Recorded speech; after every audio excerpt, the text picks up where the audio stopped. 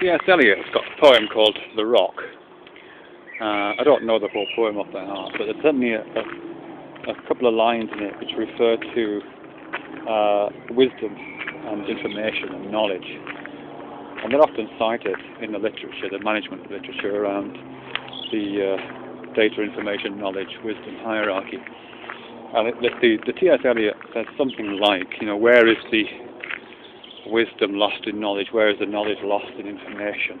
It's that kind of an appeal. And what's interesting to me about it, which I've just been thinking about, is why this poem is called The Rock. I mean, there's obviously a biblical allusion to, I guess, to St. Peter, but to the general idea there being something permanent and foundational and fundamental about rocks, in the way that certainly some spiritual traditions and religious traditions require there to be something permanent and fundamental and foundational about their practices. And I'm sure T.S. Eliot is inheriting that. But there's a kind of interesting paradox, or a kind of oxymoron, I think, in play there, which is really interesting. Because certainly in terms of a metaphorical understanding of the transformation from data to information, from information to knowledge, and from knowledge to wisdom, there's a kind of increasing ephemerality about that. This is something that a writer called Hay writes about in the management literature. He gives a metaphorical analysis, certainly of the first three links in that particular chain. So that data, which starts out as kind of solid and atomistic little granules of stuff out there in the world that one would go and pick up and connect together into information, there's a sense in which that data is kind of solid, or at least the elements of it are. And knowledge is also sort of solid, but has a kind of liquid quality to it. It can be solid in the sense that one can grasp it, but may also be hard to grasp, fluid and so on. But as it becomes wisdom, as it sort of becomes knowledge and becomes wisdom, enters the body. It kind of enters the body, becomes internalized. It becomes more and more difficult to be objective about, difficult to treat as an object, difficult to get a handle on, difficult to see the affordances of, in Gibson's terminology, and consequently more kind of vaporous and volatile, more closely associated with one's own sense of being, one's sense of subjectivity and selfness. And I think it's no accident that one of the early writers on the data, information, knowledge, wisdom hierarchy, this guy, I think his name was Zelani or Zelazi, something like that. I'll check it when I get home.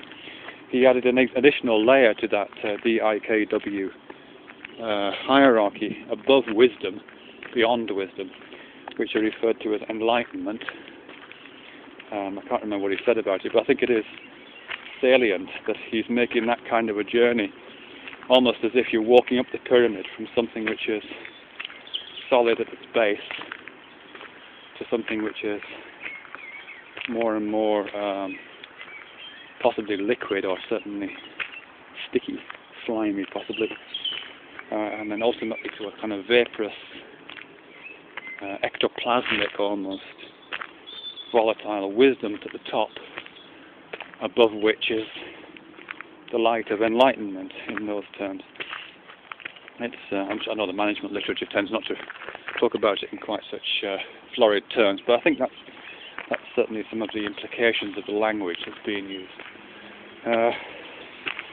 So what was I talking about this for? Oh yeah, T.S. Eliot.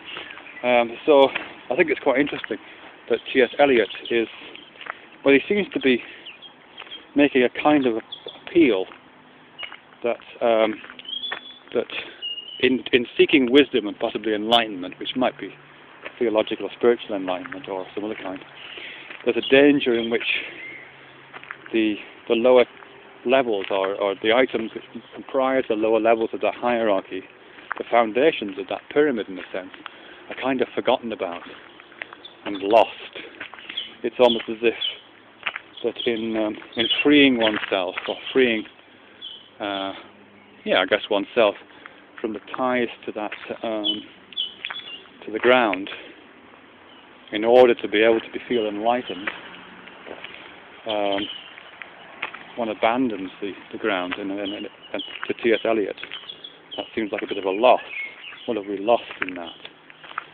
And just as a side issue, I'm reminded here about Heidegger's metaphor of light, of Leuchtung, which is both light, in the sense of this stuff that I'm being irradiated by right now, but also the sense of a clearing in a forest, but also a lightening in the sense of, in a way that an anchor would break free of a seabed. So there is a kind of releasing from the ground implied in Heidegger's understanding of lighting. Anyway, that's a side issue. But for Eliot, there seems to be a sense of loss in that freeing, in that release, in that departure from the hard stuff of data and information. And he's concerned about that loss. And he seems to be asking for it to be gathered together again. And the use of the term, the rock, as a spiritual term, religious term, and as a title for the T.S. Eliot poem, I think is salient in that. I think he seems to be saying, and this is going to be a horrific simplification, he seems to be saying, yes, there are elements of this metaphor of ascension towards the light, and a kind of evanescent quality to our understanding of knowing, which is valuable to spiritual enlightenment. But at the same time, let's not abandon the other metaphors to do with solidity and foundation and the connectedness of that hierarchy, that pyramid, that chain, that metaphorical chain of knowing, which leads from the light to the earth. Maybe.